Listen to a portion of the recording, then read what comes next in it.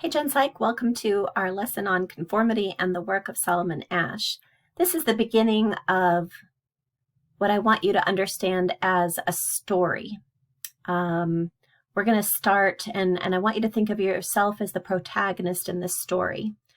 There you are going about your life. What kinds of influences are being exerted upon you? What is at your core? Is it good or is it bad at your core? What are you capable of?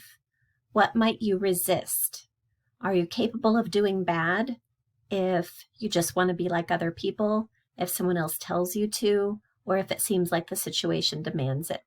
So we're going to start our story with Solomon Asch and his work on conformity. So conformity, I want you to understand this. This is not following an order. Nobody's telling you to do something. This is where you just simply have an urge to modify your behavior or your attitude or your belief or your opinion in order to match those of others. Now, why would we do this? We do this because it smooths the social world for us. It's hard to be the one who stands out. Unlike compliance, which is where we're responding to a request, conformity tends to be unspoken. We conform because we feel compelled to fit in and to belong. So try this next time you're outside in a fairly crowded area. That might be a couple of months, but even if you're just walking to the grocery store or you're walking in a park, just stand outside, look up, and keep your eyes pointed toward the sky. Remember, everybody wants to know where everybody else's eyes are pointing. What you're going to find is that pretty quickly, people are going to change their gazes to match yours, even though there's no other indication that something is happening above. They do this because they're conforming, and they're doing it because your eyes pointing at something might mean something interesting to them. So conformity is adjusting your opinions, judgment, or behavior so it matches that of other people. Okay, so this is Solomon Asch, and what he did was he has a group of people in a room, and everybody in the group, maybe there's like 6 people, everybody there is what's called a confederate in social science research. A confederate is a person who's in on it. So they're all part of the experiment, and only one person out of, say, 6 or 7 is actually participating in the experiment. They're the subject, and that's who we're interested in. Seating was rigged, so people were assigned to whichever seats they were going to be in, and the participant was always going to be at the end of, so they'd go around in the circle and they'd ask people to give answers, and the participant was always the last person to answer because the seating was rigged. And the task that they were given was that they were asked to rate which of the comparison lines, there were 3 comparison lines, match the standard line. Now, what do you think? Does this match A or B or C? Well, it's pretty obvious it matches B, right?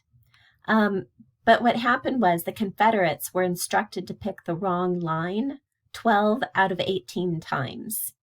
So people ahead of you are all giving, say, answer A. What's going to happen when they get to you? Are you going to stick to your guns and answer B? Or are you going to conform and answer A? I'll bet a lot of you think, well, of course I would stick to my guns. I'm not going to say the obviously wrong answer. But if you're like most people, and I suspect you are, I don't think there's any reason to think that you guys are some ridiculously unique and individual group of people. 76% of participants conformed to at least one wrong choice. Subjects gave the wrong answer on 37% of the critical trials.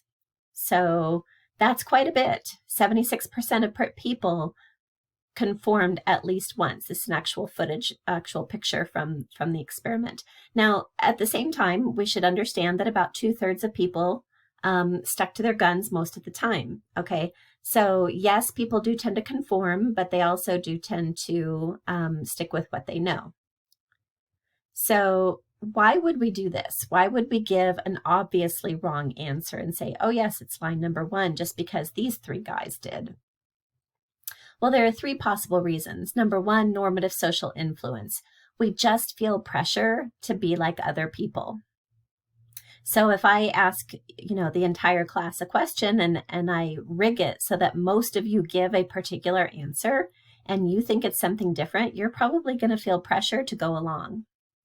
There's also something called informational social influence, where we look to others when we feel uncertain. Maybe you're not quite sure, is it this one or this one? And so you might look to other people and say, well, I guess they must know something. And then finally, reference group. If the people belong to a group we respect or admire or want to join, we're for sure going to want to try to conform to whatever it is that they are doing. There are some conditions that are going to increase the likelihood of your conforming. If the group contains at least 3 other people who are unanimous, so suppose you're in Solomon Asch's experiment and there's 6 people at the table, including you, and at least 3 people have given answer A, but you thought it was answer B. If at least 3 other people were unanimous that it was A, you're much more likely to say A, even though you know it's not. You're much more likely to say the wrong answer if you have to report your decision in front of others and give your reasons. Suppose there you are in your group of 6 and 3 other people have said A, and you have to stand up and say whatever you think it is. Are you going to stand up there and say, well, I really think it's B because it looks like it's about 2 inches longer than the other lines? That's a big ask. Number 3, if the task seems difficult to you, maybe your angle was funny, maybe somehow this seemed hard, maybe your eyes were blurry that day from allergies, you're going to be more likely to conform. And then finally, if you're unsure of your ability to perform the task, you're more likely to conform. Some conditions, though, are going to decrease the likelihood of conforming if at least 1 other person is going against the group with you. So there you are in your group of 6, 3 people said it's A, but you thought it was B, and 1 other person said B, you're more likely to be able to say B. And then the second reason is being from an individualistic culture. So the United States is a pretty individualistic culture. We like the individual. We're content with people standing out. But collectivistic cultures are group-oriented, and they don't like it when people stand out. So run this Solomon Asch's experiment in the United States. You're going to get less conformity than you will in, say, Japan, which is highly, highly collectivistic, and it's considered shameful to stand out from the group. You'll get a lot more conformity there. Okay, so that's just a quick look at Solomon Asch. Remember, it's conformity.